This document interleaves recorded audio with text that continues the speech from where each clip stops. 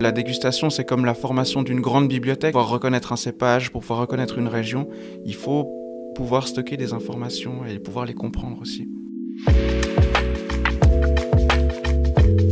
Son cadre de travail ne ressemble pas vraiment à une cave pleine de charme. Ici, pas de vieux meubles usés, ni d'odeur bucolique du chêne âgé.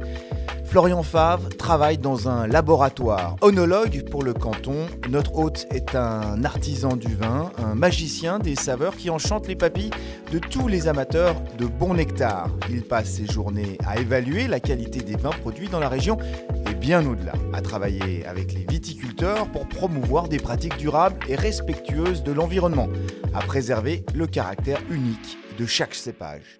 Bienvenue dans Leur Territoire, le podcast de Géant Environnement qui vous fait découvrir les métiers de celles et ceux qui œuvrent au quotidien pour un avenir durable au sein de l'État de Genève. Aujourd'hui, nous partons à la découverte des richesses du vin et ses incroyables mystères avec Florian Favre.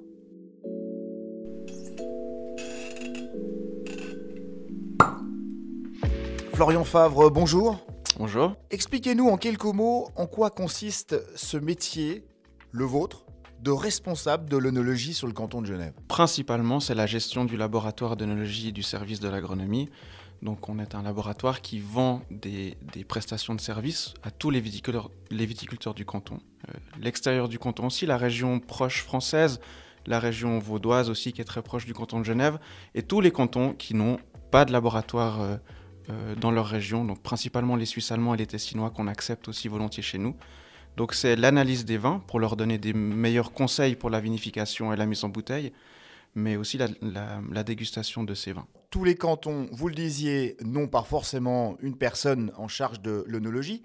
Comment cette distinction se fait ? Est-ce que c'est plutôt les cantons qui ont, une forte propension à faire du vin ? C'est plutôt traditionnel, c'est une volonté politique, puisqu'on a un laboratoire à Genève, très actif. Quand on dit une personne, c'est pas une seule personne. Je ne suis pas le seul à travailler dans ce laboratoire. J'en suis uniquement le responsable. On a le canton du Valais, gros canton viticole, qui a aussi un laboratoire, le canton de Vaud et le canton de Neuchâtel. Donc on travaille souvent ensemble et on compare nos analyses aussi pour être plus performants et plus justes. Alors ce laboratoire, on va le découvrir tout à l'heure. On ira avec vous dans ce laboratoire, voir ce que vous faites au quotidien. Florian Favre, finalement, quelle formation il faut pour accéder à cette fonction que vous avez, que vous occupez actuellement ? Déjà, pour être œnologue, il faut avoir suivi un bachelor en œnologie à l'école de Changin. C'est l'unique école qui délivre ce diplôme en Suisse. Donc moi, chronologiquement, j'ai commencé par un CFC en viticulture, donc je suis d'abord vigneron. Ensuite, j'ai fait une maturité pour pouvoir rentrer en HES.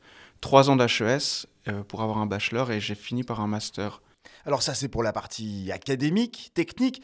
Au fond, il faut peut-être aussi des qualités innées, un sens du goût, de l'odorat. J'imagine que c'est très important pour faire ce métier. Oui, exactement. Alors d'abord, il faut aimer le vin. Il faut pouvoir se concentrer durant des périodes assez longues. Il arrive des moments où on déguste plus de 300 vins par jour, des moments de l'année, entre les vendanges et la fin des vinifications qui terminent généralement à la fin du mois de février. Donc oui, il faut pouvoir se concentrer, il faut pouvoir réagir assez rapidement sur certains vins. Et puis je dis souvent que la dégustation, c'est comme la formation d'une grande bibliothèque. Donc pour pouvoir reconnaître un cépage, pour pouvoir reconnaître une région, il faut pouvoir stocker des informations et pouvoir les comprendre aussi. Déguster 320 sur une journée, est-ce qu'on n'est pas saturé ? Est-ce qu'on n'en a pas marre du vin ? On crache tous les vins parce que sinon on peut pas tenir une journée. Mais oui, c'est vrai qu'effectivement durant ces périodes de vinification, je bois pas de vin à côté, non. Je suis un peu saturé, c'est vrai. Monsieur Vin, au canton de Genève, Florian Favre, vous devez avoir des critères, j'imagine, pour évaluer la qualité d'un vin. Qu'est-ce qui fait qu'un vin a ses particularités ? Quels sont ces critères que vous utilisez ? On note les vins avec des adjectifs et on quantifie ces adjectifs de 1 à 4, généralement. C'est un langage commun, compréhensible auprès de nos clients aussi. Après, on n'est pas là pour mettre une qualité standard du vignoble genevois. On est là pour faire en sorte que les vins soient les meilleurs possibles. Donc c'est une discussion qu'on a avec les vignerons. Un mot sur cette relation que vous avez avec le vignoble, les viticulteurs du canton, ces gens que vous rencontrez au quotidien. Quelle relation vous entretenez avec eux? Alors il faut savoir d'abord que c'est une relation où c'est nos clients, donc ils payent pour les analyses, donc ils attendent de nous la perfection. Donc ça c'est, on doit avoir des machines qui soient toujours réglées correctement, non seulement les machines, mais nos palais et nos conseils également. Après, souvent quand ils viennent déposer les échantillons le lundi matin ou le jeudi, on fait un peu de social, on discute avec eux, ils aiment bien nous parler de leurs problèmes, des difficultés, de tout, hein, que ce soit relation avec l'État, de difficultés des maladies de la vigne. Moi, j'ai un passif de fils de vigneron aussi, donc je pense avoir des capacités assez importantes à comprendre leurs problèmes. Vous parliez de ces machines, de ces échantillons. Je vous propose tout de suite d'aller faire un tour, de vous retrouver dans votre laboratoire, voir au quotidien ce qu'est votre travail d'œnologie autour de ces échantillons. On se retrouve tout de suite.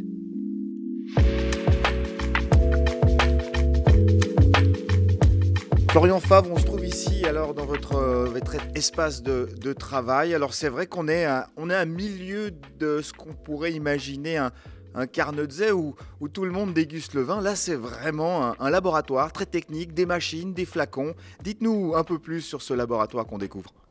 Bon, bah déjà, bienvenue dans le laboratoire du service de l'agronomie. Effectivement, oui, très loin d'un Carnotze. Là, on a des machines d'analyse, on a besoin de lumière, hein. Les vins, on les regarde aussi, donc on a besoin du plus de lumière possible. Il fait assez beau aujourd'hui en plus. Sur la table, on a passablement d'échantillons, donc de clients qui sont venus hier. Les vins ont été analysés et les résultats ont été envoyés à tous nos clients. Donc voilà, là c'est terminé, on est prêt à ranger et puis à repartir pour un tour la semaine prochaine. Alors combien de personnes travaillent dans ce laboratoire pour procéder à ces études tant visuelles qu'olfactives, gustatives du vin de nos régions? Alors on est deux, ma collègue Annabelle Hannet et moi, et chaque année on prend un stagiaire pré-HES généralement parce qu'ils ont une année de disponible, donc on change chaque année. Et voilà, Annabelle et moi, on est plus là pour déguster, pour vérifier, prendre les décisions après et envoyer les résultats d'analyse. Et notre stagiaire s'occupe de tout ce qui est wine scan, analyse du vin d'un point de vue plutôt chimique. On va suivre tout à l'heure un petit peu le processus d'analyse que vous faites au quotidien, mais est-ce que ce serait juste de dire, Florian, que le vin n'a plus aucun secret pour vous? Alors non, c'est totalement faux. Le vin, il garde encore beaucoup de secrets, même d'un point de vue scientifique, hein. Chaque année, on découvre de nouvelles choses, on comprend de nouvelles souches de bactéries ou de levures. Et rien que la matrice du vin en elle-même est d'une complexité énorme et on ne comprend encore pas tout ce qui se passe. On a encore beaucoup de problèmes ici au labo, surtout d'un point de vue bactérien, à comprendre les fermentations. Pourquoi une cuve fermente, pourquoi une cuve ne fermente pas. Et non, on est loin d'avoir tout compris. Vous le disiez tout à l'heure, les viticulteurs viennent chez vous, vous apportent leurs échantillons. Quelles sont leurs attentes finalement? Quelles sont les attentes qu'ils ont par rapport à votre prestation, votre travail? Alors elles sont toutes un peu différentes, hein. Chaque vigneron a des demandes différentes. On peut en discuter avec lui au moment où il dépose les échantillons. C'est un moment de partage assez important avec eux, hein, de savoir pourquoi est-ce qu'ils viennent chez nous. On a différentes analyses qu'on vend aussi. Mais voilà, ça nous permet d'orienter un peu l'analyse qu'on fait, le résultat qu'on leur donne et le conseil qu'on vient donner par après. Parce que je pense qu'on est surtout là comme outil d'aide à la décision, en fait. L'analyse doit être accompagnée d'un conseil. Voilà, alors là, on se trouve devant les échantillons. On a à peu près 200 échantillons sur la table. Je vais déguster maintenant le rosé de notre deuxième client de la journée. Donc, tout simplement, on ouvre la petite bouteille, on verse tout simplement dans le verre. Ensuite, on referme la bouteille. Il faut bien veiller à garder suffisamment de vin pour pouvoir faire l'analyse wine scan, hein, qui va arriver tout à l'heure, et l'analyse de SO2 aussi. Donc là, tout simplement, j'ai un verre devant moi. J'ai un crachoir aussi, hein. Comme je vous ai dit, c'est très important de cracher. Donc je vais déjà le regarder, voir sa limpidité. Donc là, on est sur des vins qui vont bientôt être mis en bouteille, donc c'est important que le vin soit limpide. Ensuite, je vais tout simplement le prendre au nez. Le but étant tout simplement de voir est-ce qu'on a des défauts. Ça, c'est un vin, j'en ai discuté avec le vigneron tout à l'heure, je sais exactement ce qu'il veut. Donc pour moi, là, il n'y a déjà pas d'alerte principale. Ensuite, son deuxième partie, je vais le prendre en bouche.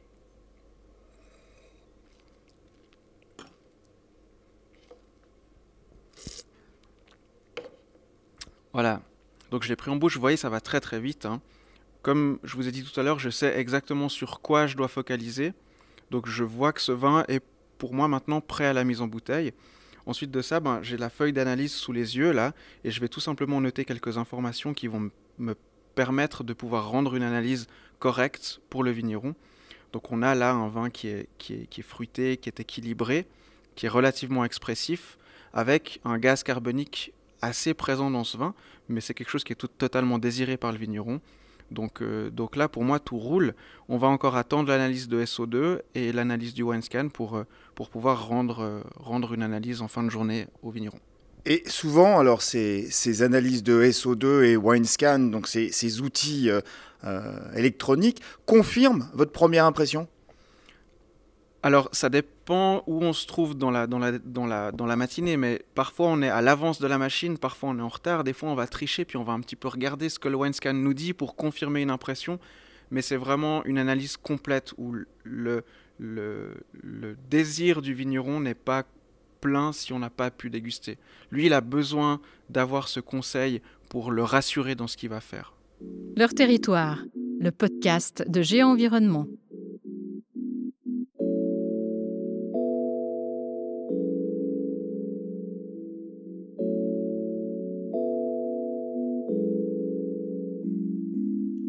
Florian Favre, comment évaluez-vous l'impact des changements climatiques? On en parle beaucoup, ce dérèglement climatique, on l'a vu encore l'été dernier sur un certain nombre d'aspects. Au niveau de la vigne, comment est-ce que vous le traduisez? Comment est-ce que vous arrivez à l'analyser? En viticulture, on observe vraiment très fortement les effets des changements climatiques. Non seulement le fait que le climat se réchauffe, puisque le cycle végétatif de la vigne est de plus en plus court, c'est-à-dire que les vendanges arrivent beaucoup plus tôt, mais aussi ces effets de polarisation d'effets climatiques importants, notamment des sécheresses, comme on a vu en 2022, notamment des orages de pluie très très importants, comme on a eu en 2021. Alors voilà, ça pose beaucoup de challenges en viticulture.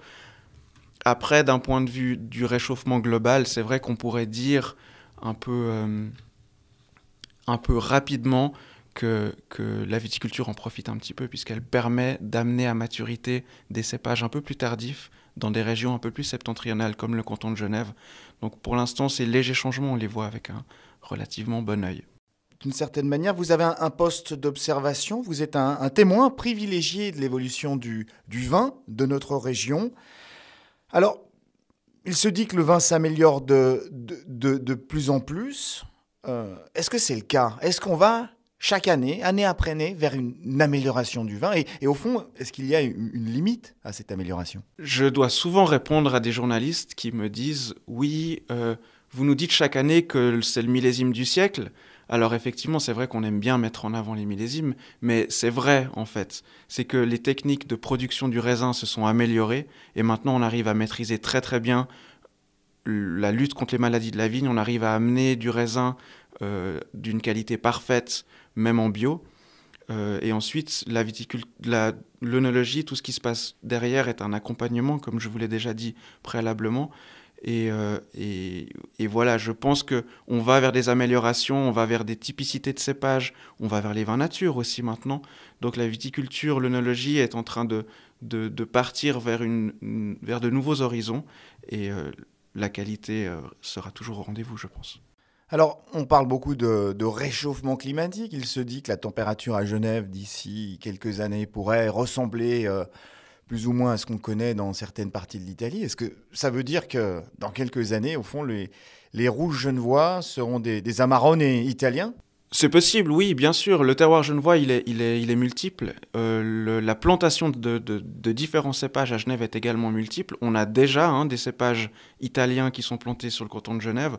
On est très libéral dans les AOC, ce qui fait qu'à Genève, il y a plus de 140 cépages qui sont plantés, il faut le savoir.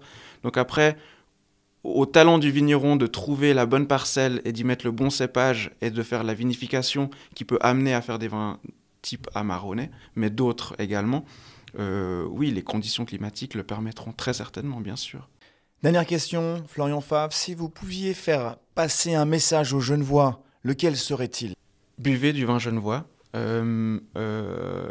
profitez des caves ouvertes, allez dans les vignobles, parlez aux vignerons, ils sont très heureux de vous faire déguster les produits qu'ils font, dont ils sont très très fiers. Et ce vignoble, à Genève, finalement, c'est une chance qu'on a. Le vignoble genevois, il est magnifique, il est pluriel, il offre des vues qui sont absolument magnifiques.